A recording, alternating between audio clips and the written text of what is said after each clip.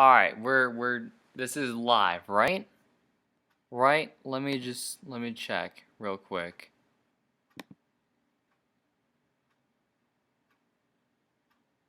Alright. Alright, it looks good. I'm just gonna close out of this real quick. Yeah, because I don't want YouTube to be fucking up all this that I got going on here. What's up, guys? It's Zack Attack. And I am currently, as you can see on the screen, I am currently the Seth Rollins WWE. Fuck, I fucked that up. Sorry, y'all. Seth Rollins WWE World Heavyweight Champion. Now, I told you guys that I was gonna have a new setup. Y'all just had to give me some time, and look at this. I got it all set up, y'all. So, as you can see, I got the little thumbnail picture. I got my icon with the belt. I got my bro D's on here, which, wait, just give me a second. Give me a second. Bam! Power of YouTube magic, y'all.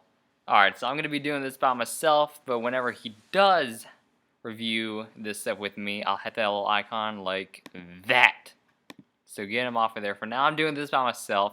The reason I'm the champ is because I've been doing this reviewing shit the most. And just because I can. So I have this little thing on my phone where however many times you appear, you get a certain belt. But I'm going to be the Seth Rollins champ forever. Okay? Alright. So let's talk about this Raw that we had. So I'm just gonna say I woke up really late and I kind of missed maybe about 10 minutes of this, but I don't really think I missed much because apparently the show opened up with the superstars and women coming out and paying respects because it's Memorial Day. Sorry about that. I got something stuck in my throat. It's tough being the champ, y'all. It's tough. So, then we had Steph and Shane come out. I mean, did that really surprise anyone that we're going to have them out here? I wasn't really that surprised. But it is what it is. Now, from what I could gather, pretty much what this segment was Stephanie and Shane coming out saying how we're going to have this whole brand split thing in July. And the New Day comes out and they don't want to be separated. Makes sense. They're the champ. Or they're the tag team champs. It makes sense that they'd be worried about being broken up because if you have them broken up, what do you do with the tag champs then? So then the New Day was trying to get Shane and Steph to start dancing. Shane starts getting into it a little bit, and before we can see Steph do it, all of a sudden lights out and hit that old timey music. Vaudevillains getting their heat. I still hate their gimmick, but they're getting that heat. Woo-wee, they're getting that good heat. So they have a match. I mean, it was just a match between the New Day and the Vaudevillains.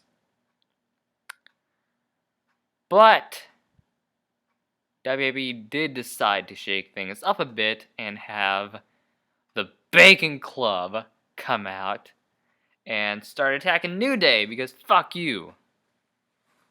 That's why. So, Vaudevillains get out. They're like, hey, you can have them. And I guess, oh yeah, that's right. They did the Magic Killer on Big E, and they decided to leave. So, that was. I guess it was an okay start to the show, but you know, it is what it is. It is what it is. That's what I'm gonna keep saying, y'all, because this Raw was just okay. Like, it wasn't great like last week when Seth Rollins came back. This show was just okay. And speaking of okay in this show, can someone please explain to me why Kane was in a Warcraft trailer? Like, why was that a thing tonight? I just... So, what's next? Undertaker is gonna be in a, whatchamacallit? What's that new movie that's coming out? He's gonna be in an Independence Day commercial? Is that what we're doing now? We're just gonna inject these random ass WWE talent in these trailers just to spice shit up, I guess. I don't know. That really caught me off guard. Now, don't get me wrong. I'm not seeing this movie, but it caught me off guard that I saw this dude in a red mask just having this monologue and during the trailer. Someone must have been smoking some good shit in the back to come up with that. I mean, whatever. Moving on. What do we have next? God, fuck, I gotta look this up now. Alright, here we go. WWE.com. I am fucking all the way up now because, I mean, I just saw this show and I'm already forgetting this shit. So, yeah, alright. Full Raw results. That way, at least if I have this with me, I can... Alright, oh yeah, okay, that's why I forgot it, because it's the fucking Usos. Alright. The Usos versus Breezango. Who the fuck came up with that name? Can someone tell me who came... You had a chance to name these two guys Fabrizi, and you didn't go with it? Nah, man. Nah, you need to go back to the drawing board with that. Like, Breezango, that doesn't even make any sense. Just whatever. Alright, so the Golden Truth came out to be on commentary, and the Splash City dudes ended up defeating No, fuck it. You know, if they're not gonna call them Fabrizi, I'll do it.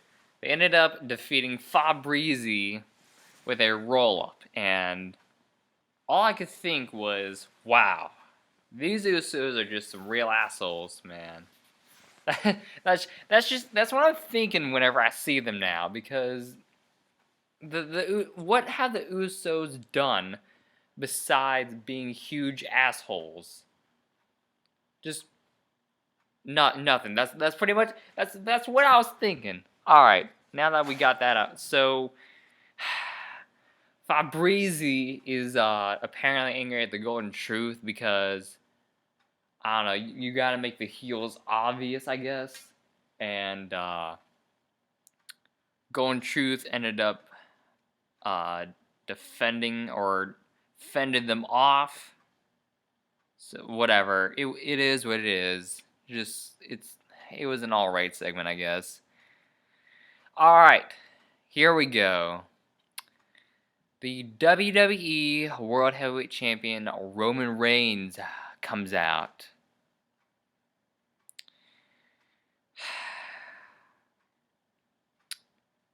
And the first thing that comes out of his mouth is, how can Seth Rollins be the man when he keeps running away from the guy? Because I'm not a good guy, I'm not a bad guy, and because I've got this belt, I'm the guy. No, we're getting the same fucking promo day in and day out.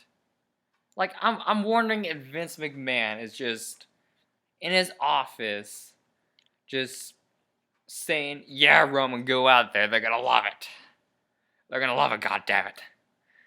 I just is this really what we're doing? Like, can Roman just not say anything else besides this? Because y'all know how I feel about this promo if you've listened to me enough. It's just it's fucking stupid, and it's not getting better every time you repeat it. Now some things will work if it's repeated enough, but this just isn't one of those things, man. Just alright, so you want an example of what I'm talking about? Alright. New Day. New Day is the only thing in WWE that I can think of right now that worked when they kept repeating their thing. So they come out and they have this whole positivity thing, and they're supposed to be baby faces, but the crowd isn't really into them. Okay, you have them doing this baby face run for a couple of months. All of a sudden, bam, you turn them heel. You still have them doing the power positivity thing, and it works. That's the only thing that's been working so far when it comes to repeating. So yeah, sorry y'all. I was a bit off topic there because I just wanted to give you my thoughts on that. So he calls out Seth Rollins. Rollins' music hits. He grabs the mic. He starts walking down the ramp a little bit. Decides to head back. Heads down the ramp a little bit more. Heads back. And he's playing mind games, I guess. I don't know. I'm gonna be honest, y'all. This was not really that great of a segment by Seth Rollins. I will admit that. I'm not a blind follower of Seth Rollins where I think, oh, he's the greatest thing ever. I will admit he does have a few segments that aren't the greatest, and this is one of them. So y'all can't call me a hypocrite. You can't call me a hypocrite for pointing out this other shit, because I will point out some of the bad shit that Seth does. Don't get me wrong here. So, what I'm thinking is maybe I've said this before, but Wiza really kind of nailed this, in my opinion. I feel like at Money in the Bank, there's gonna be a double turn. There should be a double turn. If not, then the WWE is just, I don't know what they're doing, honestly. Because Roman Reigns just isn't getting over as a babyface. And Seth Rollins is just so much better as a babyface. So the crowd, we're gonna boo Roman Reigns no matter what you do at this point, because God, I feel like now that I said that, I've got to give a solid reason so that people don't call me out. The reason we're booing is because it's just so obvious that this is the guy that Vince wants, and the push is just so fucking obvious. That's why. Now, according to a Stone Cold podcast with, I forgot who it was, apparently with these pushes, Vince McMahon doesn't see them as obvious. So, if that's the case, what exactly is obvious? Because this is fucking obvious. you got the guy who like doesn't lose cleanly. He's always on top to end the shows. How much more obvious can this be? So yeah, just at this point, just do a double turn. Just do a double turn at this point.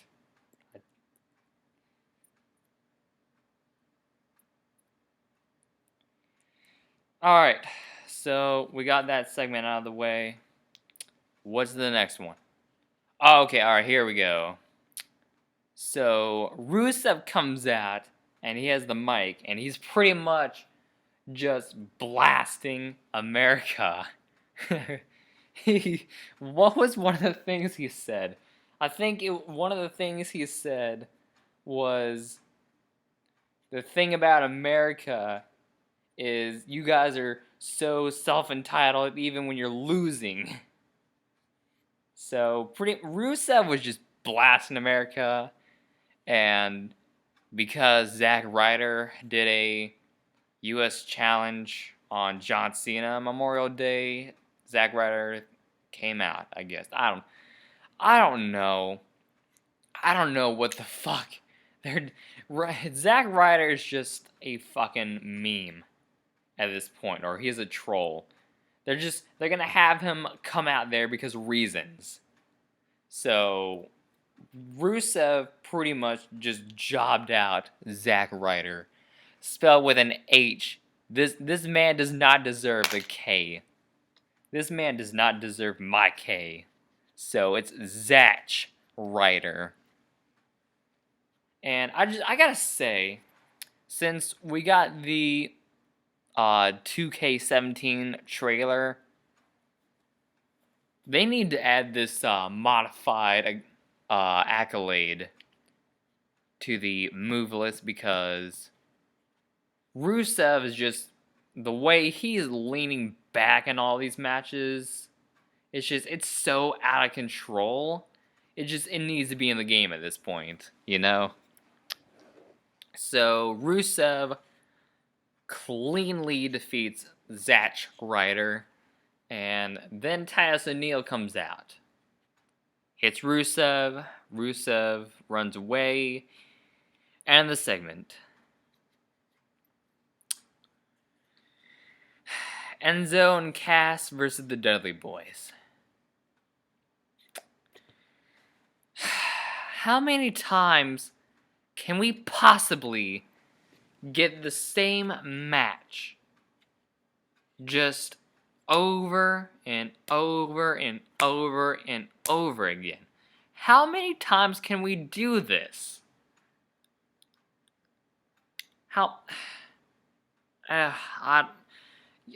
Please, at this point, they've done this match so much, I don't even think a pay-per-view match is necessary.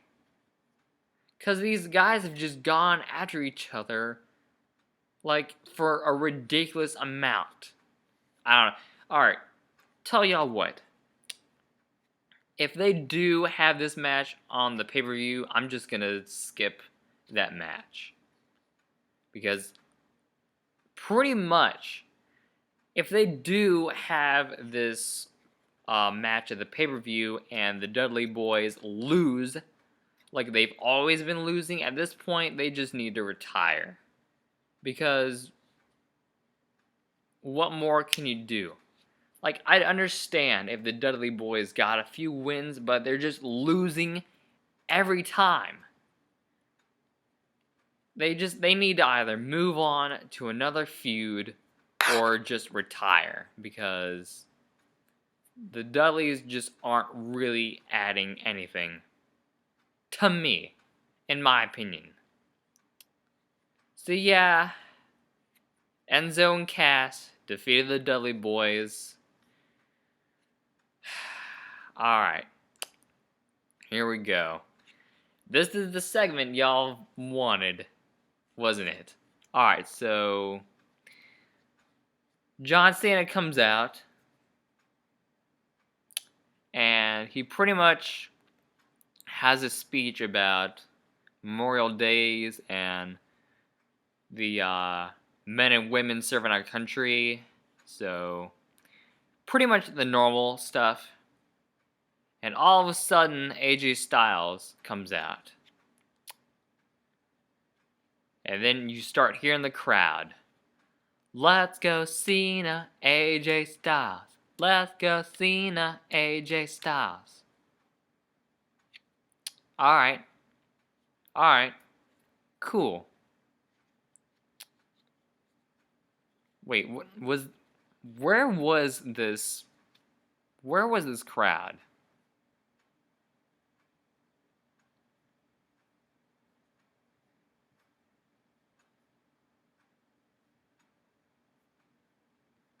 It doesn't say. Alright, never mind. Alright, so pretty much what happened is AJ Styles telling John how he respected him. He doesn't get why Cena gets a bad name, and he shakes his hand. And all of a sudden, the Bacon Club comes out, and they tell AJ, hey man, we were going our separate ways. Why are you kissing Cena's ass? So they come to the ring. AJ Styles gets ready. John Cena throws his shirt in the crowd, and all of a sudden, BAM! Clothesline by AJ Styles on John Cena. He starts attacking Cena with the rest of the Gimmick Club, or Bacon Club as I've been calling them. Get this beat down. AJ Styles goes in the ring about 3 times, start punching him. And I honestly thought that AJ was going to hit the Styles Clash. But he didn't. But whatever. Because now, we're finally getting a heel AJ Styles. I'm going to be honest, y'all. AJ Styles was getting pretty boring as a babyface. He was a generic babyface, in my opinion. He was just so generic, so bland. But I feel like, because AJ Styles, okay, from what I've seen, the matches I've seen on YouTube and everything, he worked so much better as a heel. So when we get that guy, along with a Cena that's just not going too crazy, oh, we're gonna get a hell of a match. Oh, we're gonna get a hell of a match. And now we can finally drop this dumbass name, the Phenomenal Forearm. Nah, we're gonna start calling it what I've been calling it for a while, which was the Styles Smash. So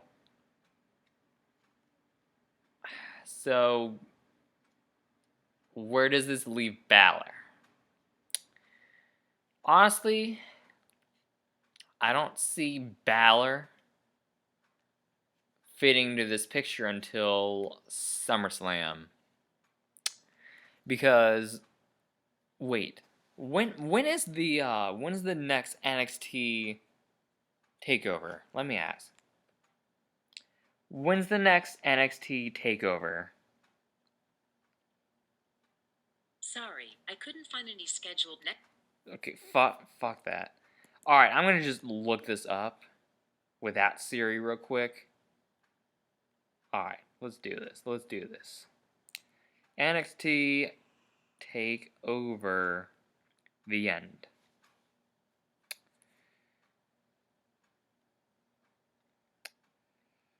Alright, so they're going to have Karate by Baby Metal and Paranoia by A Day to Remember. Okay, at this point, NXT just has the greatest pay-per-view songs at this point. Alright, June 8th, 2016. So, yeah, I pretty much see Samoa Joe keeping the title. and that's when they're gonna have Finn Balor come up to the main roster. After that title loss and the steel cage match, I think they're gonna have him set up for SummerSlam, and that's when they can get Phil Bacon into the picture. So that's what I got for you on that. So AJ Styles turned heel. So since AJ Styles turned heel, and we're getting ready for this Seth Rollins face turn, oh my god. Oh man, imagine that match. Alright, so Cena and AJ Styles, it's gonna be a great match, but just imagine AJ Styles versus Seth Rollins. So pretty much New Japan AJ versus Tyler Black. Oh my god. This is gonna be, that match is gonna be, that needs to be like a WrestleMania main event right there, y'all. That needs to be a main event for WrestleMania, y'all, if that happens. Alright, Dana Brooke defeats Natalya. Just whatever. She hits some sort of Falcon Arrow to beat Natalya. And then Charlotte and Dana Brooke were beating down Natalya, and Becky Lynch came out. So, yeah, whatever. You didn't really need to see that segment. Then Baron Corbin versus Dolph Ziggler in a technical wrestling match. I just want to say, y'all, I don't know if we just saw a double turn or if Dolph Ziggler is just that big of an asshole, but bell rings and Dolph Ziggler kicks Baron Corbin in the dick. Says, yeah, I got disqualified, but the loser is still Baron Corbin. This Dolph Ziggler is a fucking hypocrite, y'all. So, let me get this straight. He gets upset at Baron Corbin for hitting him in the dick in a no disqualification match. And yet he comes out here all upset on Baron Corbin the next night on Raw and wants a technical wrestling match. And then this week, he does essentially the same thing that Baron Corbin did, but in a regular match. Why should I get behind Dolph Ziggler on that? The whole thing was a no disqualification match. Sure, there wasn't any chairs or tables or any of that gimmicks out there, but it was still legal. The fuck are you complaining about? And now you're gonna just be an asshole and be a fucking hypocrite and do the same thing. Okay, Ziggler. Alright, I fucking see you. And then the main event. Dean Ambrose, Cesaro, and Sami Zayn versus Chris Jericho, Kevin Owens, and Alberto Del Rio. I'm getting sick of these 6-man Teddy Long tag matches being the main events of Raw. Like, I'm really getting tired of this, man. They've been doing this since like 2015. They need to fucking change this, y'all. No, 2014. Yeah. 2014 was when it was like getting more apparent when they were doing this, but honestly, I'm not gonna lie to y'all. I didn't fucking pay attention to this match. Just Dean Ambrose, Cesaro, and Sami Zayn won.